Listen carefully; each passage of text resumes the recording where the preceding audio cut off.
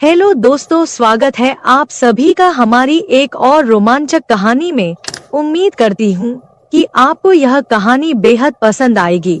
मैं उन लड़कियों में से थी जिन्हें अपने बिस्तर पर सोने का बहुत ज्यादा शौक था। शायद इसकी वजह यह थी कि मैं अपने भाई बहनों में सबसे छोटी थी और हमेशा अपनी माँ के पास सोती थी। भले ही मैं छोटी थी, लेकिन जब सब सो जाते और कमरे की रोशनी बंद हो जाती, तब भी अगर माँ पापा को बुलाकर अपने पास आने को कहती, तो मेरी आंखें खुल जाती थी। जब मैं छोटी थी और माँ मुझे सुलाने के बाद पापा के पास जाती, तो मैं जाग जाती और रोना शुरू कर देती। मुझे माँ के बिना बिल्कुल भी नींद नहीं आती थी। जब तक मैं माँ के चेहरे पर हाथ नहीं रख लेती, मुझे सुकून नहीं मिलता था। लेकिन जैसे जैसे मैं बड़ी और समझदार होती गई, माँ ने मुझसे कहा कि अब मुझे अपनी बड़ी बहन के साथ दूसरे कमरे में सोना चाहिए। मैंने फौरन इनकार कर दिया और माँ के सीने से चिपक गई। मैंने कहा, नहीं, मैं तो बस आपके ही पास ही सोऊंगी। मुझे आपके बिना नींद नहीं आती। माँ एक ठंडी सांस लेकर कहती है, बेशर्म, तुझे तो जरा भी शर्म नहीं है। उस वक्त मुझे इन बातों का मतलब समझ नहीं आता था, लेकिन जैसे जैसे मैं बड़ी होती गई, एक रात जो आवाज मैंने सुनी उसने मुझे हैरान कर दिया। उस रात मैं अचानक जाग गई और जब माँ मुझे सुलाकर पापा के बिस्तर पर गई, तो मैंने कुछ अनजानी आवाजें सुनी। पहले तो मैंने सोचा कि माँ का पल्लू पकड़ लूं, लेकिन फिर चुपचाप आंखें बंद करके उन आवाजों को सुनने लगी। उन आवाजों ने मेरे कानों की लो को सुर्ख कर दिया। मैं खामोशी से आंखें बंद किए आवाजें सुनती रही और उसके बाद तो यह जैसे रोज का ही माहौल बन गया था।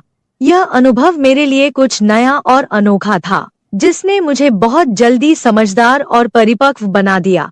शायद इसलिए क्योंकि मैं बहुत ज्यादा सोचती थी और हर बात की तह तक जाने की कोशिश करती थी। मुझे भी धीरे धीरे शर्म महसूस होने लगी थी, इसलिए मैंने खुद ही उस कमरे में सोना शुरू कर दिया जहां मेरी बहनें सोती थी। मुझसे बड़ी 3 बहनें और 2 भाई थे। समय बीतता गया और सभी शादी की उम्र तक पहुंच गए। मेरे सभी भाई बहनों की मुझसे पहले ही शादियां हो गई। जब मेरी शादीशुदा बहनें किसी फंक्शन के लिए हमारे घर आती, तो रात को छुपकर तीनों आपस में बातें करती और खूब हंसती। लेकिन जैसे ही मैं वहां पहुंचती, सब चुप हो जाते। जब मैं उनसे पूछती कि क्या बातें हो रही है, तो वे मुझे कहते, तुम अभी छोटी हो जाओ। हालांकि मैं 18 साल की हो चुकी थी, लेकिन वे मुझे अभी भी बच्ची समझती थी। धीरे धीरे मैं इतने चतुर हो गई कि जब भी मेरी बहनें आती, तो मैं जानबूझकर सोने का नाटक करती और उनके बीच बिस्तर पर सो जाती। फिर वे तीनों बैठकर चटखारे लेते हुए आपस में बातें करती, जो पति पत्नी के बीच रात के अंधेरे में होती है। मेरी तीनों बहनें हमेशा आपस में सब कुछ साझा करती थी और साथ मिलकर शरारतें करती थी। मैं भी उनकी बातें सुनती थी और खुद को संयमित रखने की कोशिश करती थी। शादी के बाद की जिंदगी खुशियों से भर जाती है, यह बात मैं जान चुकी थी, इसलिए मेरे दिल में भी एक हलचल मचने लगी थी। मैं सोचने लगी कि काश मेरी भी शादी हो जाए, मेरा भी एक पति हो और वो मेरे साथ भी वही सब कुछ करे जो मेरी बहनों के साथ होता है। शादी के बाद ये सब जायज हो जाता है और इसमें सुकून भी मिलता है। यह सोच सोच कर मेरा दिल जोर जोर से धड़कने लगता था। पढ़ाई पर ध्यान देने की बजाय मैं शादी के बाद की ख्वाब देखने लगी। हर रात एक अजीब सी बेचैनी मेरी रग रग में समा जाती थी। मैं जब कमरे में अकेली होती, तो अपने मोबाइल पर इंटरनेट पर लड़के लड़कियों की रोमांटिक सॉन्ग देखती और फिर खुद को उस लड़की की जगह महसूस करती। मैं उस लड़के की जगह अपने भावी पति की कल्पना करती और सुकून महसूस करती थी। एक दिन मेरी बड़ी बहन घर आई हुई थी। भाभी और मेरी बहन आपस में कुछ ऐसी बातें कर रही थी जिन्हें सुनकर मेरी बेचैनी बढ़ती जा रही थी। मैं खुद पर काबू पाने की कोशिश कर रही थी, लेकिन अंततः मैं खुद को रोक नहीं पाई और रात को फिर से वही वीडियो देखने लगी। उसी वक्त मेरी बहन जाग गई और उसने मुझे यह सब करते हुए देख लिया। उसने मेरा मोबाइल छीन लिया और मेरे चेहरे पर एक थप्पड़ मार दिया। फिर गुस्से में बोली, अपनी उम्र देख और अपने काम देख। मैं समझ नहीं पा रही थी कि तू पढ़ाई पर ध्यान क्यों नहीं दे रही थी। तू तो वक्त से पहले ही इन गंदे कामों में पड़ गई है। तुझे बहुत शौक है अपनी जिंदगी में किसी को शामिल करने का। देखती हूँ सुबह माँ से कहती हूँ कि तेरी यह बेटी एक दिन तेरा मुंह काला करके चली जाएगी। इससे पहले कि कुछ और बुरा हो इसे यहाँ से चलता करो। जब मेरी बहन को मेरी इस हरकत का पता चला तो मैं बहुत डर गई। मैं रोने लगी और उससे हाथ जोड़कर माफी मांगने लगी। नहीं दीदी, ऐसा कुछ नहीं है, मैं तो बस ऐसे ही देख रही थी। लेकिन उसने मुझे खूब डांटा। अगले दिन मेरी बहन ने मुझे मेरा मोबाइल वापस कर दिया, लेकिन यह वादा लिया कि अगर दोबारा इस तरह की फिजूल वीडियो देखी तो अंजाम बुरा होगा। मैंने भी तौबा कर ली थी। पर जब मैं कॉलेज जाती और अपनी सहेलियों को उनके बॉयफ्रेंड के साथ गंदी बातें करते हुए सुनती तो फिर से मेरे अंदर वही भावनाएं जागने लगती। मैं 18 साल की थी जब मेरी बहन ने एक बार फिर मुझे मोबाइल पर वही वीडियो देखते हुए देख लिया। वह कहने लगी, तुझसे मना किया था ना, फिर भी नहीं मानी। लगता है तेरी जवानी कुछ ज्यादा ही जोश दिखा रही है। चल अब माँ को बताती हूँ। मुझसे रहा नहीं गया तो मैंने गुस्से में कह दिया, हाँ, खुद तुम लोग शादी करके अपनी जिंदगी एंजॉय कर रहे हो और मुझे एक वीडियो भी नहीं देखने देती। इससे अच्छा तो माँ से कह दो कि मेरी भी शादी करवा दो। मैं शादी लायक हो चुकी हूँ, घर के काम भी अच्छे से कर लेती हूँ और पढ़ाई लिखाई में मेरी वैसे भी कोई खास दिलचस्पी नहीं है।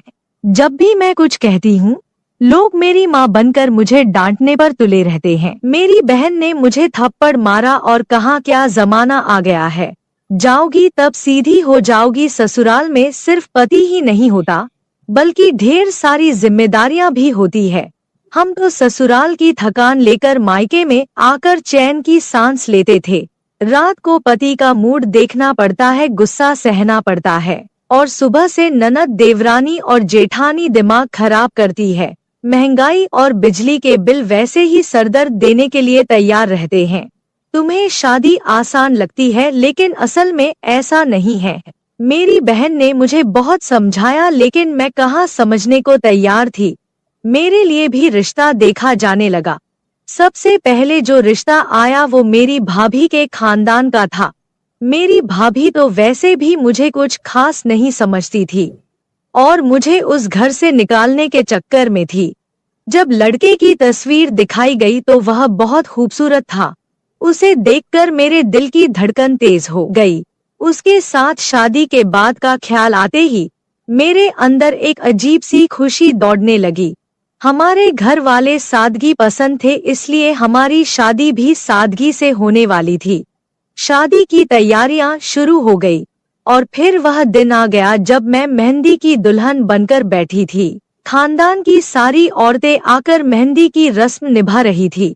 मैं भले ही गंभीरता से बैठी थी लेकिन अंदर से मेरे मन में खुशी की लहर दौड़ रही थी। अगले दिन मैं अपने पति के पास पहुंचने वाली थी और इस ख्याल से ही मेरे अंदर हलचल मच रही थी। मैंने अनगिनत सपने सजाकर रात बिताई। अगले दिन मेरे दिल में एक अजीब सी खलबली थी, लेकिन मायके को छोड़ने का दुख भी था। जब मैं तैयार होने के लिए ब्यूटी पार्लर जा रही थी तो एक बार मुड़कर अपने उस घर को देखा जिसे छोड़कर मुझे जाना था। आज मैं उस घर को हमेशा के लिए छोड़ने वाली थी। बस बात जब मैं इस घर में वापस आती तो एक मेहमान के रूप में आती। आज इस घर में मेरा आखिरी दिन था। यह सोचकर मेरी आंखों में आंसू आ गए।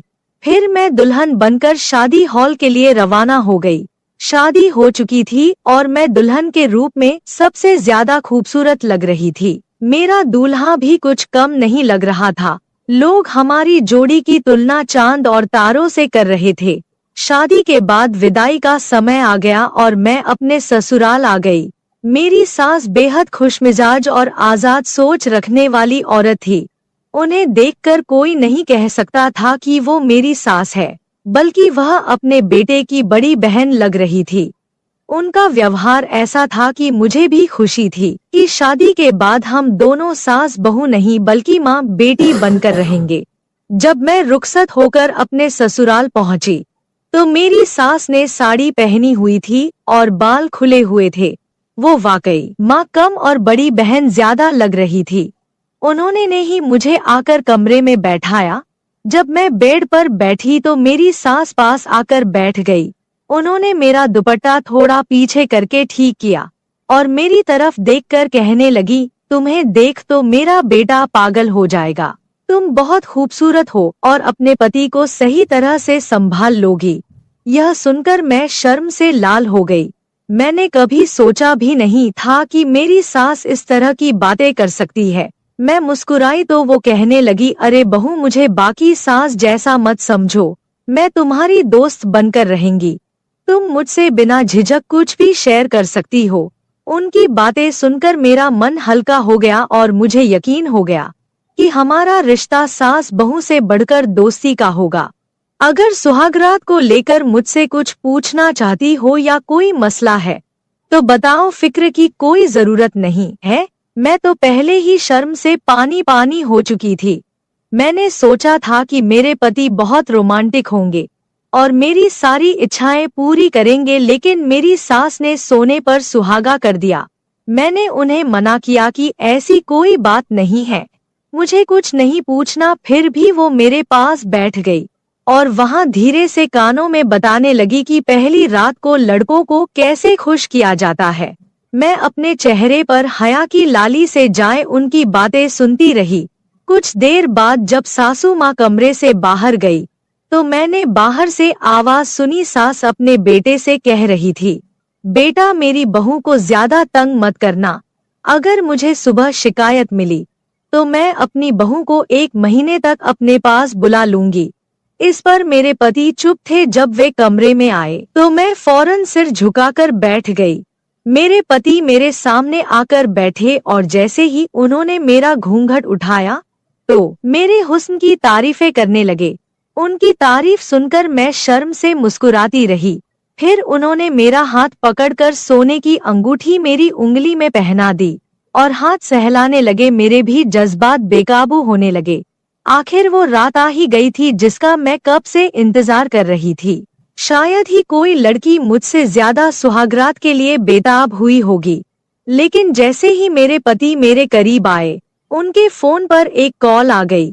ये कौन था जो हमारी रात में खलल डाल रहा था? मेरे पति उस कॉल को देखकर गंभीर हो गए। वो फोन कान से लगाकर बालकनी में चले गए और काफी देर तक बातें करते रहे। मुझे समझ नहीं आ रहा था कि वह किससे बात कर रहे हैं। मेरे मन में अजीब अजीब ख्याल आने लगे। मैं उठकर उनके पीछे गई, लेकिन तब तक वे फोन बंद कर चुके थे। मेरा पति काफी परेशान नजर आ रहा था।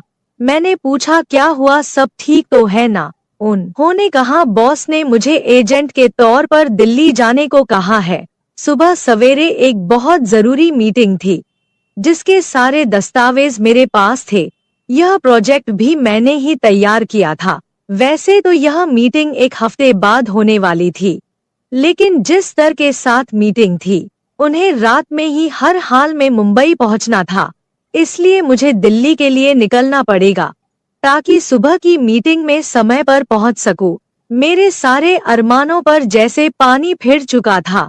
फिर सभी जाग चुके थे। सास तो पहले से ही तैयार थी और ससुर ने भी ढीला ढाला सा लिबास पहन रखा था। वैसे यह मानने वाली बात थी कि दोनों अपने जवान बेटे के माता पिता होने के बावजूद खुद भी बिल्कुल जवान लगते थे। मेरी सास जो न जाने सुबह शाम सुर्ख गुलाब खाती थी, उनके चेहरे की चमक देखकर मुझे लगता था कि मानो वो किसी रानी के समान हो। जब मेरे पति ने उन्हें बताया कि उन्हें इमरजेंसी में जाना पड़ेगा तो दोनों ही चिंतित हो गए। वे कहने लगे, मत जाओ, तुम्हारी बीवी क्या सोचेगी? आज तुम्हारी शादी की पहली रात है, खास रात है, मत जाओ। लेकिन मेरे पति ने कहा कि नौकरी चली जाएगी, उस रात का क्या है, हमने तो पूरी जिंदगी एक साथ गुजारनी है। मेरे पति जैसे तैसे समझाकर वहां से चले गए और मैं बस मुंह देखती रह गई। मैंने उनके सामान पैक करने में मदद की थी। जब वह एयरपोर्ट के लिए निकल चुके थे तो ससुर उन्हें छोड़ने गए। सास मेरे पास आकर बैठ गई और बार बार माफी मांगने लगी, लेकिन मैंने कहा कोई बात नहीं, हो जाता है। जब ससुर लौटकर आए तो दोनों अपने कमरे में चले गए और मैं कपड़े बदलकर बिस्तर पर सोने के लिए लेट गई। अंदर से मैं बहुत बेचैन थी और सोच रही थी कि अब ये 2 दिन कैसे काटूंगी। खैर, जहाँ इतने साल निकाले हैं वहाँ से 2 दिन भी निकाल दूंगी। उस रात मैं सो गई। सुबह कुछ मेहमान मेरे मुंह दिखाई के लिए आए थे। हर कोई पूछ रहा था तुम्हारा पति कहाँ है, दूल्हे के बिना तो दुल्हन अधूरी होती है। इस तरह की बातें सुनकर मैं शर्म से लाल हो रही थी। फिर मेरे मायके से मेरी बहनें और भाभियां आई। मेरी बहनें शरारत से पूछने लगी, बताओ कल रात क्या हुआ, कुछ हुआ भी या उससे पहले ही तुम्हारा पति चला गया। मैंने गहरी सांस लेकर अपने आप को संभाल लिया।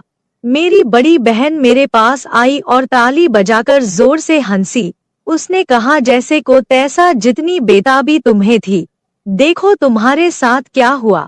मेरा तो बस नहीं चल रहा था, वरना अभी तुम्हारा गला दबा देती।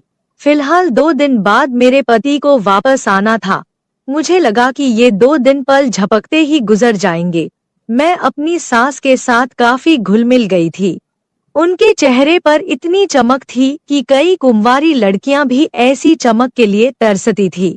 लेकिन मेरे पति मुझसे और दूर होते जा रहे थे। अब वह कहने लगे कि 2 हफ्ते बाद आएंगे, जबकि मैं यहाँ सास ससुर की खूब सेवा कर रही थी। उस दिन जब मेरी सास ने हमारे लिए चाय बनाई और लिविंग रूम में लाई तो मैं उनके पास ही बैठ गई। मैंने उनके चेहरे की ओर देखा और कहा, अरे मम्मी जी, आप ऐसा क्या खाती है? आपको देखकर बिल्कुल भी नहीं लगता कि आप एक जवान बेटे की माँ हैं। इतनी चमक तो आजकल की कुंवारी लड़कियों में भी नहीं होती।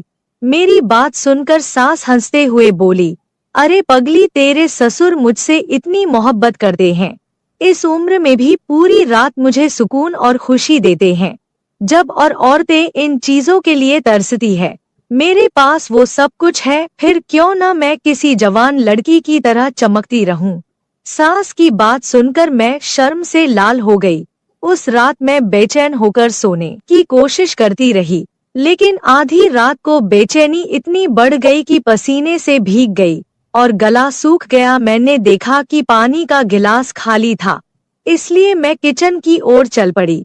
लेकिन तभी मुझे सास ससुर के कमरे से अजीब आवाजें सुनाई देने लगी। ये आवाजें सुनकर मैं खुद को रोक नहीं पाई और उनके कमरे की तरफ बढ़ गई। बिना सोचे समझे दरवाजे के पास कान लगाकर बातें सुनने लगी। जो आवाजें मैंने सुनी उसने मुझे शर्म से पानी पानी कर दिया। ये लोग बुजुर्ग हो चुके थे, लेकिन इस उम्र में भी ये सब कर रहे थे। मेरी सास उनसे कह रही थी, मेरी उम्र का लिहाज कर लो, घर में जवान बहू है। लेकिन जो जवाब मेरे ससुर ने दिया उसे सुनकर मेरे पैरों तले जमीन ही खिसक गई। मैं बिना पानी पिए ही वापस कमरे में जा चुकी थी। काफी देर तक सोचती रही कि क्या जो मैंने सुना वो सच था या मेरी गलतफहमी थी। मेरा ससुर अपनी बीवी से कह रहा था, अरे तो क्या हो गया, वो कौन सी दूध पीती बच्ची है, वो भी तो हमारे बेटे के साथ यह सब करने के लिए ही आई है। यह अलग बात है कि बेचारी अब तक ठंडी पड़ी है। यह सुनकर मेरे होश उड़ गए थे। मैं कभी सोच भी नहीं सकती थी कि एक ससुर अपनी बहू को लेकर इस तरह की बातें कर सकता है। सुबह जब सास ससुर कमरे से बाहर आए तो मैं उनसे नजरें मिलाने की हिम्मत नहीं कर पा रही थी। मुझे ससुर से अजीब सा डर महसूस हो रहा था, क्योंकि अब मैं उनकी नजरों का इशारा समझ चुकी थी। वो मुझे सर से पैर तक अजीब निगाहों से घूर रहे थे। जब मैंने पति से बात करने की कोशिश की तो उन्होंने यही कहा, मैं बिजी हूँ, बहुत काम है, वापस आने में समय लगेगा। एक दिन सास का ब्लड प्रेशर बढ़ गया। वो कहने लगी, बहू किचन में दबा रखी है, जरा दूध में घोल कर दे दे, उससे मुझे सुकून मिलेगा। मैंने दूध का गिलास निकाला और उनके ब्लड प्रेशर की दवा में डालने के बजाय उसमें नींद की दवा में मिला दी, जिसे पीकर मेरी सांस चकराने लगी और मैं उन्हें कमरे में लेटा आई। लेकिन अब घबराहट हो रही थी। कि कहीं कुछ गलत न हो जाए। उसी वक्त मेरे पति का मेरी सास के फोन पर कॉल आया। उन्होंने कभी मुझे कॉल नहीं किया था। मैंने फोन उठाया और जैसे ही कान से लगाया, पति ने कहा, सुनो, अपनी बहू को बता दो कि मैं अब वापस नहीं आने वाला। मैंने यहाँ किसी और लड़की से चक्कर चला लिया है और वह मेरे बच्चे की माँ बनने वाली है। सुहागरात को भी उसी ने मुझे फोन करके दिल्ली बुलाया था। वह अमीर बाप की बेटी है और कह रही है कि अगर मैंने उससे शादी नहीं की तो मुझ पर केस कर देगी। यहाँ की पुलिस तो आप जानते हैं कितनी सख्त है। मजबूरी में मुझे उससे शादी करके उसके बच्चे को अपनाना पड़ेगा और बदले में मुझे करोड़ों की जायदाद भी मिल रही है। फिर भला क्या रखा है आपकी उस बहू में? बहुत जल्द मैं आप दोनों को भी यहाँ बुला लूंगा। सुकून की जिंदगी गुजारेंगे, बस किसी तरह इस नालायक बहू से पीछा छुड़ा लें। यह सुनते ही मेरे पैरों तले जमीन खिसक गई। सारे सपने मिट्टी में मिल चुके थे। मैं अपनी सास को उस हालत में छोड़कर घर लौट आई। रो रो कर मैंने अपने माता पिता और भाइयों को सब कुछ बताया। वे तुरंत मेरे ससुराल पहुँचे और जमकर बहस हुई। मेरे सास ससुर ने यहाँ तक कह दिया कि एक बार जायदाद हमारे बेटे के नाम हो जाए, फिर हम उसे भी छोड़ देंगे और रिया ही हमारी बहू रहेगी। लेकिन मेरे पिता ने साफ मना कर दिया। कुछ सालों बाद अदालत में केस चला और मेरा अपने पति से तलाक हो गया। कम उम्र में ही मैंने ये सब झेला। मेरी बहन सही कहती थी कि शादी के बाद बहुत कुछ ऐसा होता है जो एक लड़की की जिंदगी को पूरी तरह बदल देता है। जो मैं कभी हंसमुख, चुलबुली और भावुक हुआ करती थी, अब खामोश रहने लगी थी। अब मेरी उम्र 25 साल हो चुकी है। मेरे लिए कई रिश्ते आते हैं, लेकिन मर्दों पर से मेरा भरोसा पूरी तरह से उठ गया है। शादी का नाम सुनते ही मेरा दिल डर से कांप उठता है। आपको क्या लगता है, क्या मुझे शादी कर लेनी चाहिए या सभी मर्द ऐसे नहीं होते हैं? अगर मुझे फिर से धोखा मिला तो? दोस्तों, यह थी मेरी कहानी। दोस्तों, मैं आप लोगों को दिल से धन्यवाद करती हूँ। आप लोग के सपोर्ट से मेरी YouTube फैमिली। दोस्तों, ऐसे ही अपना प्यार और सपोर्ट बनाए रखें और जल्दी से जल्दी सब्सक्राइबर पूरा कर दीजिए। दोस्तों, मैं आपको एक से बढ़कर एक कहानी रोज लाती रहूंगी दोस्तों। पर दोस्तों, अभी भी जो लोग चैनल को सब्सक्राइब नहीं किए हो, जल्दी से कर दीजिए और वीडियो को लाइक करके मेरा सपोर्ट कर दीजिए।